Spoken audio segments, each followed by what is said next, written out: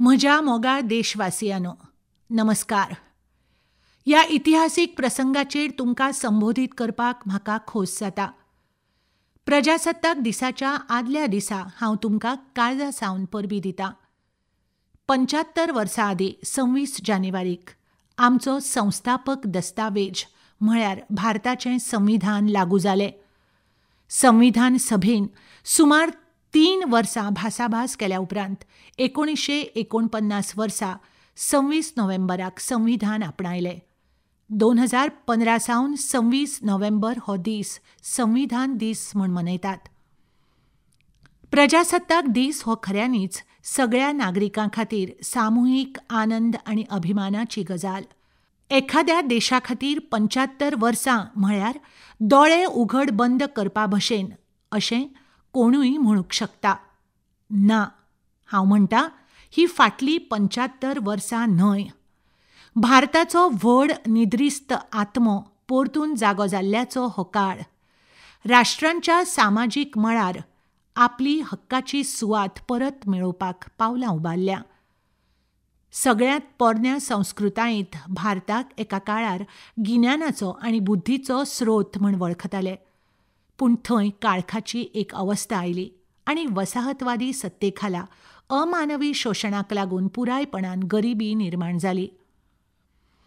परकी सत्तेच्या बेडयेंतल्यान मातृभुमीक मुक्त करपा खातीर व्हड त्याग केल्ल्या धाडसी आत्म्यांचो आयज पयलीं आमी उगडास करचो. कांय जाणांक नामनां मेळ्ळीं, जाल्यार कांय जाणांचें नांव हालीं मेरेन खूब उण्या प्रमाणांत जाणा जालें.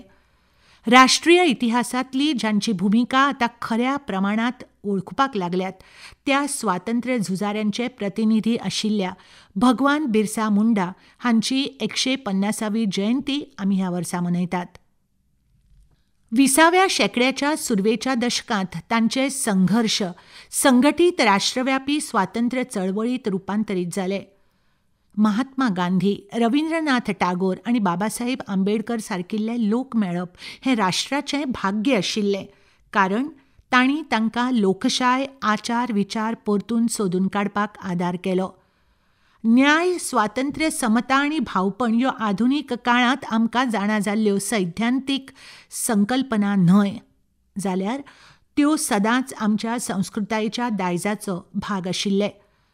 भारत नव्यान स्वतंत्र जाल्लो तेन्ना संविधान आनी प्रजासत्ताकाच्या फुडारा विशीं नकारात्मक आशिल्ले समिक्षक इतले पुरायपणान चुकीचे कित्याक सिद्ध जाले तें तातूंत स्पश्ट जाता. आमच्या संविधान सभेची रचनाय आमच्या प्रजासत्ताक मुल्यांची गवाय आशिल्ली. तातूंत देशांतल्या सगळ्या भागांतले आनी समाजांतले प्रतिनिधी आशिल्ले. तातूंतल्या वांगड्यां मदीं सरोजिनी नायडू, राजकुमारी अमृत कौर, सुचेता कृपलानी, हंसाबेन मेहता, मालती चौधरी सारकिल्ल्यो 15 बायलो आशिल्ल्यो. संवसारांतल्या जायत्या वाठारांनी बायलांची समता हें फकत पयसुल्ले आदर्श आशिल्ले, तेन्ना भारतांतल्यो बायलो राष्ट्राचें नशीब घडोवपाक सक्रीयपणान योगदान दिताल्यो. सहस्त्रकानी नागरी सद्गूण हो आमचो नैतीक दिशादर्शकाचो भाग आशिल्ल्यान संविधान एक जितो दस्तावेज जाला.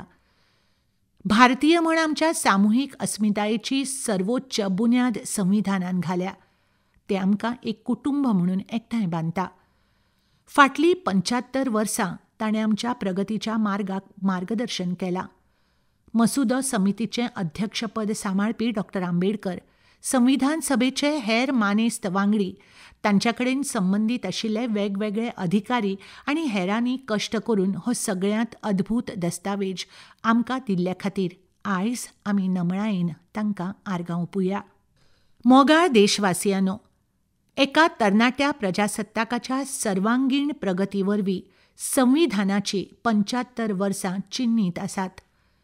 स्वातंत्र्याच्या काळांत आनी उपरांत लेगीत देशाच्या व्हड वाठाराक खूब गरिबीक तशेंच उपासमारीक तोंड दिवचें पडलें. पूण एक गजाल जाचे सावन आमी वंचीत नाशिल्लीं ती म्हळ्यार आमचो स्वताचेर आशिल्लो विश्वास. दर एकल्याक फुलपाची संद मेळटली अशी योग्य परिस्थिती तयार करपाक आमी सुरवात केल्ली. आमच्या शेतकाऱ्यांनी कश्ट घेतले आनी आमच्या देशाक अन्न उत्पादनांत आत्मनिर्भर केले. आमच्या मजुरांनी मुळाव्या साधन सुविधा आणि उत्पादन क्षेत्रांत बदल घडोवन हाडपा खातीर अविरत वावर केलो. तांच्या उत्कृश्ट यत्नाक लागून आयज भारताची अर्थवेवस्था संवसारीक अर्थीक मळाचेर परिणाम करता. आयज भारत आंतरराष्ट्रीय मंचाचेर फुडारपणाची पदां घेता. आमच्या संविधानान थारायिल्लो आराखडो जर नाशिल्लो जाल्यार हो बदल शक्य जावचो नासलो. हालींच्या वर्सांनी अर्थीक वाडीचो दर सेगीत चड उरला. ताका लागून आमच्या तरणाट्यांक नोकरेच्यो संदी निर्माण जाल्यात. शेतकार आनी मजुरांच्या हातांत चड पयशे आयल्यात आनी चड लोक गरिबींतल्यान भायर आयल्यात. धाडसी आनी दूरदृश्टीच्यो आर्थीक सुदारणा येता त्या वर्सांनी हो प्रवाह तिगोवन दवरतल्यो. समावेश हो आमच्या वाडीच्या गाथेचो कोनशाचो फातर, जो उदरगतीची फळां शक्य तितले व्यापकपणान वाडटा. सरकार अर्थीक समावेशनाक मुखेल प्राधान्य दिवपाचें काम करत आसा. त्याच वेळार चडांत चड लोकांक वेगवेगळ्या अर्थीक आदार येवजण्यांचो प्रवेश मेळोवपा खातीर प्रधानमंत्री जनधन येवजण, प्रधानमंत्री जीवन ज्योती बिमा येवजण, प्रधानमंत्री सुरक्षा बिमा येवजण, मुद्रा, स्टँड अप इंडिया आनी अटल पेन्शन येवजण अशा उपक्रमांचो विस्तार केला. तितलेंच म्हत्वाचें म्हळ्यार सरकारान कल्याणाच्या कल्पनेची नव्यान व्याख्या केल्या. घर आनी पिवपाचें उदक सारकिल्ल्यो मुळाव्यो गरजेच्यो वस्तू हो हक्काचो विशय केला. वंचीत समाजाक खास करून अनुसूचित जाती, अनुसूचित जमाती आनी हेर मागाशिल्ल्या वर्गांक मदत करपाचे सगळे यत्न सुरू आसात. देखीक अनुसूचित जातींतल्या तरणाट्यां खातीर प्री मॅट्रीक आनी पोस्ट मॅट्रीक शिश्यवृत्ती, राष्ट्रीय फेलोशीप, परदेशांतली शिश्यवृत्ती, वसतीघर आनी प्रशिक्षण सुविधा दिल्यात. प्रधानमंत्री अनुसूचित जाती अभ्युदय येवजणेंत रोजगार आनी उत्पन्न मेळोवपाच्यो संदी जोडून अनुसूचित जाती समाजांतली गरिबी उणी करपाच्या नदरेन प्रगती जावपाक लागल्या. अनुसूचित जनजाती समुदायांच्या समाजीक आर्थीक उदरगतीचो हेत दवरून समर्पीत येवजण्यो आसात. तातूंत धरती आबा जनजातीय ग्राम उत्कर्श अभियान आनी प्रधानमंत्री जनजाती न्याय महाअभियान अर्थात PM जनमन हांचो आस्पाव जाता. डिनोटिफायड, भटके आनी अर्धभटक्या समुदायां खातीर उदरगत आनी कल्याण मंडळ स्थापन केलां. मजगतीं फाटल्या दशकांत रस्तो आनी रेल्वे, बंदरां आनी रसद केंद्रां सयत भौतीक मुळाव्या साधन सुविधा उदरगतीचेर लक्ष केंद्रीत केल्ल्यान फुडल्या दशकां खातीर वाडीक आदार दिवपी एक मंच तयार जाला. अर्थीक मळार सरकारान तंत्रगिन्यानाचो केल्लो वापर आदर्श थारला. विंगड विंगड डिजिटल फारीकपण पर्याय तशेंच थेट लाव हस्तांतरण पद्दतीन समावेशक चालना दिल्या, जाका लागून मोठ्या संख्येन लोक औपचारीक वेवस्थे भितर आयल्यात. तशेंच वेवस्थेंत अपूर्व पारदर्शकता हाडल्या. हे प्रक्रिये वरवीं कांय वर्सां भितरूच आमी एक घटमूट डिजिटल भौशीक मुळावी बांदावळ तयार केल्या, जी संवसारांतल्या सगळ्यांत बऱ्या मुळाव्या साधनां मदीं आसा. कर्जबाजारीपण आनी दिवाळखोरी संहिता अशा तरेच्या धाडसी उपायांच्या माळेक लागून बँकिंग यंत्रणा बरे स्थितीत आसा, जाका लागून नियोजीत वेपारी बँकांच्या अकार्यक्षम मालमत्तेत व्हड प्रमाणांत उणाव आयला. मोगाळ देशवासियांनो, आमी 1947 वर्सा स्वातंत्र्य मेळयलें, पूण वसाहतवादी मानसिकतेचे जायते अवशेश आमच्या मदीं खूब काळ तिगून उरले. हालींसाराक आमी त्या मानसिकतेत बदल करपाचे एकवटीत प्रयत्न पळयल्यात. अशा यत्नाक लागून भारतीय दंड संहिता, फौजदारी प्रक्रिया संहिता आनी भारतीय पुरावो कायदो हांचे सुवातेर भारतीय न्याय संहिता, भारतीय सुरक्षा संहिता आनी भारतीय साक्ष अधिनियम आयल्यात. न्यायशास्त्राच्या भारतीय परंपरेचेर आदारीत नव्या फौजदारी कायद्यांत फौजदारी न्याय वेवस्थेच्या केंद्रस्थानी ख्यास्त दिवपाचे सुवातेर न्याय दिवप जाता. तशेंच नव्या कायद्यांत बायलां आनी भुरग्यां आड जावपी गुन्यांवांक आडावपाक मुखेल प्राधान्य दितात. अशा व्यापक सुदारणा खातीर व्हड दृश्टिकोन जाय पडटा. सुशासनाची नवी व्याख्या करपाची गवाय दिवपी आनीक एक उपाय म्हळ्यार देशांत वेंचणुकेच्या वेळापत्रकांचे समन्वय करपा खातीर संसदेत हाडिल्लें विधेयक. एक राष्ट्र एक वेंचणूक येवजण शासनांत सुसंगती वाडोवपाक शकता, धोरणात्मक पक्षाघाताक आडावंक शकता, संसाधन वळप कमी करपाक शकता आनी हेर जायते फायदे दिवपा वांगडाच अर्थीक भार उणो करूंक शकता. आमच्या संस्कृतायेच्या दायजा कडेनूय नवे संबंद तयार जाल्यात.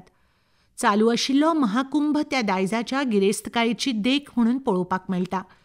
आमच्यो परंपरा आनी चालीरिती सांबाळपा खातीर आनी तांकां परतून जिवीत करपा खातीर संस्कृतायेच्या मळार उपक्रमांची एक रोमांचक माळ चालू आसा. भारत हें भाशीक विविधतायेचें व्हड केंद्र. ही गिरेस्तकाय सांबाळपा खातीर तशेंच मनोवपा खातीर सरकारान आसामी, बंगाली, मराठी, पाली हांकां अभिजात भासो म्हणून मान्यताय दिल्या. हे वळेरेंत तमीळ, संस्कृत, तेलुगू, कन्नड, मल्याळम, ओडिया हांचो आदींच आस्पाव आसा. आतां 11 अभिजात भाशांतल्या संशोधनाक सरकार सक्रीयपणान चालना दिता. भारतांतलें पयलें पुरातत्वीय अणभव संग्रहालय जें गुजरातांतल्या वडनगरांत उबारप चालू आसा आनी जें इसवी.सन. पूर्व 800 वर्सां वेळावेली लोकवस्ती दाखोवपी उत्खनन सुवाते लागसार उबारतात, तें बेगोबेग पुराय जावपा कडेन हांव पळयतां. ह्या संग्रहालयांत वेगवेगळ्या युगांतल्या कला, हस्तकला आनी सांस्कृतीक घटकांची विस्तृत श्रेणी एकाच सुवातेर एकठांय येतली. मोगाळ देशवासियांनो, आमची तरणाटी पिळगीच फाल्यांच्या भारताक आकार दिवपाची आसा. शिक्षण ह्या तरणाट्यांच्या मनाक आकार दिता. देखून सरकारान शिक्षणांत गुंतवणूक वाडयल्या आनी ह्या क्षेत्रा कडेन संबंदीत दर एका मापदंडात सुदारणा करपाचे सगळे यत्न केल्यात. आतां मेरेन मेळिल्ले निकाल व्हड प्रोत्साहन दिवपी आसात. शिकपाचो दर्जो आनी भौतीक मुळावी बांदावळ आनी डिजिटल समावेश हांच्या नदरेन फाटल्या दशकांत शिक्षणांत बदल जाता. शिक्षणाचें माध्यम म्हूण प्रादेशीक भासांक चड प्रोत्साहन दितात. विद्यार्थ्यांच्या कामगिरीत उल्लेखनीय सुदारणा जाल्या हातूंत अजाप ना. फाटल्या दशकांत शिक्षक जाल्ल्या मदीं 60% परस चड बायलां आसात. देखून ह्या रुपांतरांत बायलां शिक्षकांनी म्हत्वाची भुमिका घेतल्या हें जाणा जावन म्हाका खोस जाता. वेवसायीक आनी कुशळटाय शिक्षणाचो विस्तार आनी तांकां मुखेल प्रवाहांत हाडपी ही एक येवकार दिवपा सारकी गजाल. हाका पूरक म्हण आमच्या तरणाट्यांक कॉर्पोरेट क्षेत्रांत इंटर्नशीप संद दिवपाची येवजण आतां आसा. शालेय पांवड्यावेल्या शिक्षणाची बुन्याद चड घट आशिल्ल्यान भारत तंत्रगिन्याना वांगडाच गिन्यानाच्या वेगवेगळ्या फांट्यांनी खास करून विज्ञानांत उंचाय वाडयत आयला. देखीक बौद्धीक संपत्ती दाखल करपाच्या नदरेन संवसारांत भारत 6व्या क्रमांकाचेर आसा. आमी ग्लोबल इनोव्हेशन इंडेक्सांत आमची क्रमवारी सातत्यान सुदारल्या. 2020 वर्सा 48व्या सुवातेर आशिल्ली ती 2024 वर्सा 39व्या सुवातेर पावल्या. वाडट्या आत्मविस्वासाच्या आदारान आमी उपक्रमांची माळ घेवन अत्याधुनीक संशोधनांत वांटो घेतात. राष्ट्रीय क्वांटम मिशनांत तंत्रगिन्यानाच्या ह्या नव्या शिमेचेर एक जिवंत आनी अभिनव पर्यावरण यंत्रणा तयार करपाचो हेत आसा.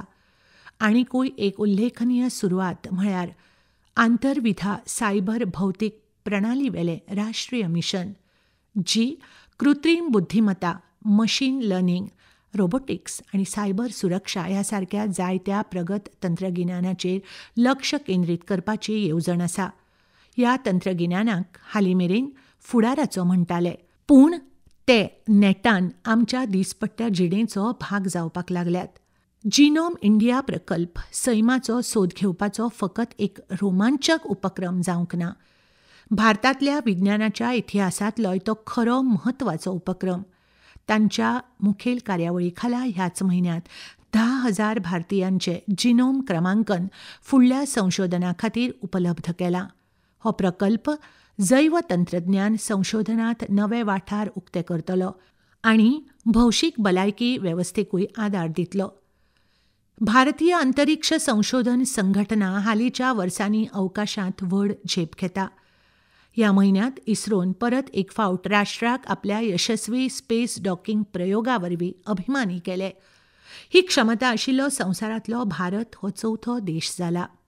एक राष्ट्र म्हणून आमची वाडपी आत्मविश्वास पातळी खेळां आनी खेळाच्या मळार लेगीत दिसून येता, जंय आमच्या खेळगड्यांनी रोमांचक यशस्वी काणयो बरयल्यात.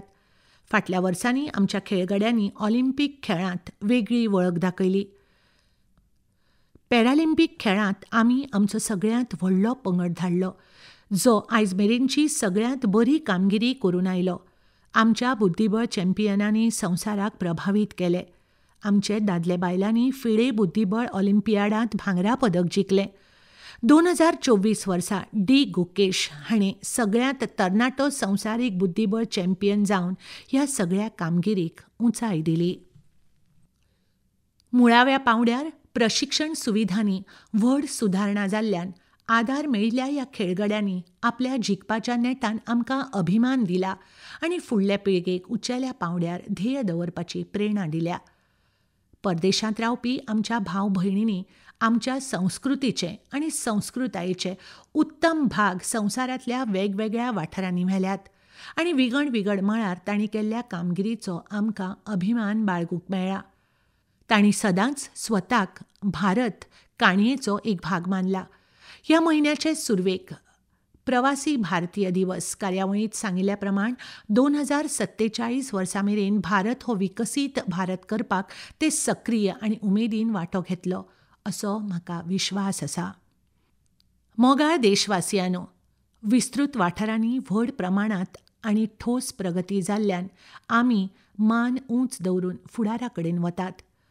आमच्या फुडाराची चावी म्हळ्यार आमचे युवा आनी खास करून तरणाट्यो बायलो. तांची सपनां फाल्यांच्या भारताक घडयतात. जेन्ना आमी स्वातंत्र्याची 100 वर्सां मनयतले आनी जेन्ना आयची भुरगीं 26 जानेवारी 2050 दिसा तिरंग्याक नमस्कार करतलीं, तेन्ना ते आपल्या फुडल्या पिळगेक सांगतले की आमच्या अतुलनीय संविधानान ह्या वाटेर केल्ल्या मार्गदर्शना बगर हो प्रवास शक्य जावचो नासलो. आमच्यो फुडाराच्यो पिळग्यो लेगीत संवसारभर स्वतंत्र भारताचें मिशन लक्षांत दवरतल्यो. राष्ट्रपिता महात्मा गांधी हांच्या उतरांनी सांगपाचें जाल्यार आमकां सुसंस्कृत करपाक आनी आमची संस्कृताय शुद्ध करपाक आनी थीर करपाक जर स्वराज नाशिल्लें जाल्यार तें कांयच फायद्याचें थारचें नाशिल्लें. आमचे संस्कृतायेचें सारूच म्हळ्यार सगळ्या वेवहारांत भौशीक वा खाजगी आमी नैतिकतेक सर्वोच्च सुवात दितात. गांधीजींच्या सपनाक साकार करपाचो यत्न करपाची आमची वचनबद्धताय आयज परतून याद करुया. तांची उतरां सत्य आनी अहिंसा पुराय संवसाराक प्रासंगीक उरतली. तशेंच तांणी आमकां शिकयलें की हक्क आनी कर्तव्यां ह्यो नाण्याच्यो 2 बाजू. खरेंच हक्काचो खरो स्रोत म्हळ्यार कर्तव्य. आयज तांच्या दयाळूपणाच्या शिकवणीची आमी याद करतात.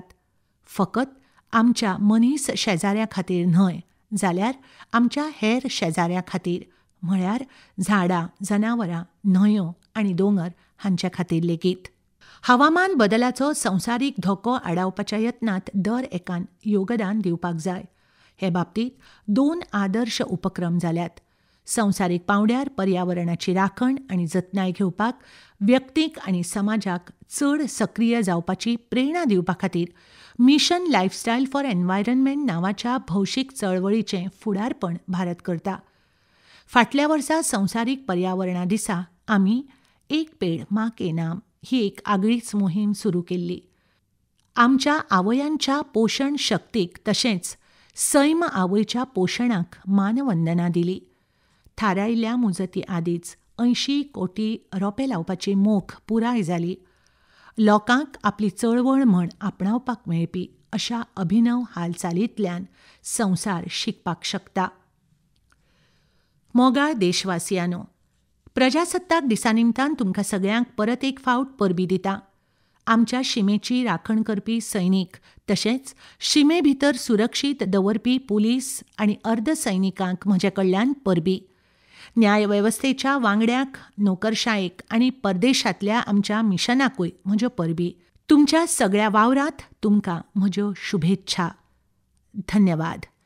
जय हिंद, जय भारत.